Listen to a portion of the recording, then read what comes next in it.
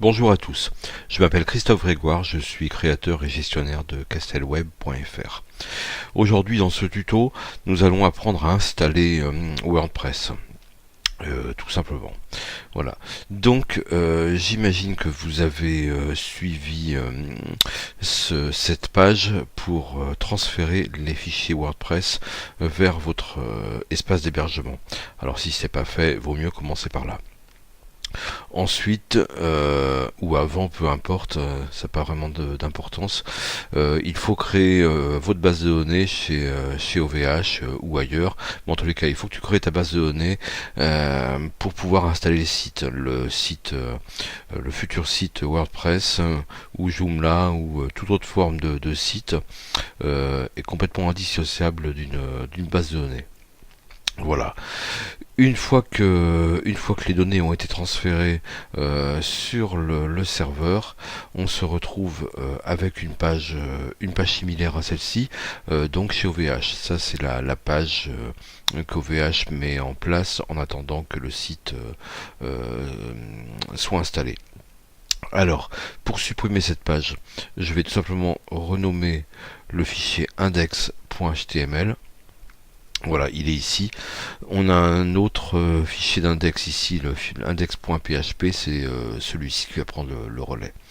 Donc je supprime ou je renomme index.html, je vais le renommer en index.back. Voilà. Et aussitôt, on va voir que cette page va changer. Donc je rafraîchis la page en appuyant sur F5. Et voilà, nous sommes sur l'interface d'installation de WordPress. On reconnaît bien le logo de WordPress. Donc là, je clique sur ce bouton. C'est parti. Donc, maintenant, on me demande le nom de la base, l'identifiant, le mot de passe et l'adresse de la base.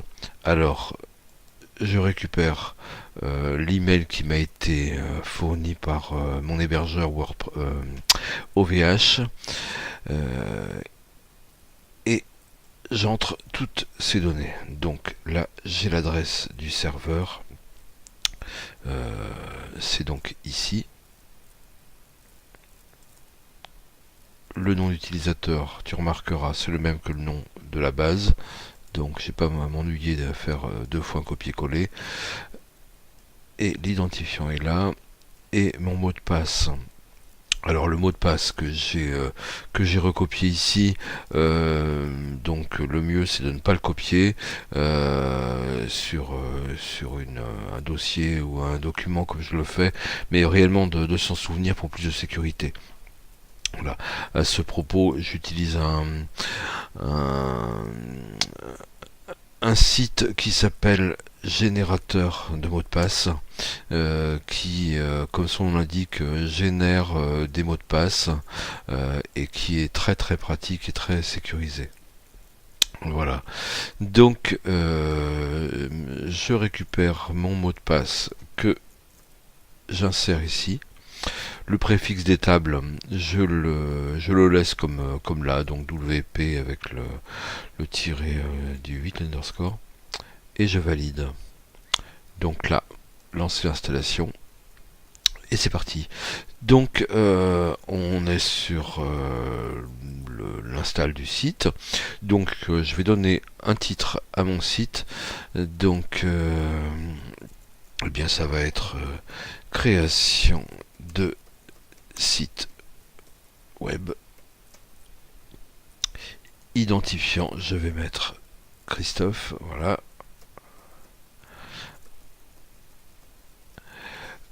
Le mot de passe proposé par WordPress est très sécurisé, je le garde tel quel. Une adresse de messagerie. Et ça, donc, je déconseille de cocher, parce que si tu le coches, eh bien, tu indiques à WordPress que le site ne doit pas être indexé par les moteurs de recherche. Donc, si tu ne veux pas que ton site se retrouve en fin de recherche sur les moteurs, je te déconseille de cocher ça. Et c'est parti. Pendant ce temps-là, j'en profite pour copier le mot de passe de WordPress, c'est celui-ci. Et voilà, là, je vois que ça y est, le site est installé. Donc, je clique sur se connecter.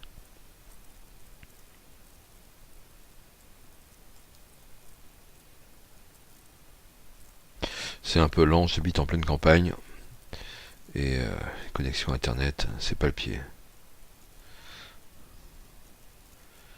Alors là, c'est quand même particulièrement long. Voilà, c'est parti, c'est bon.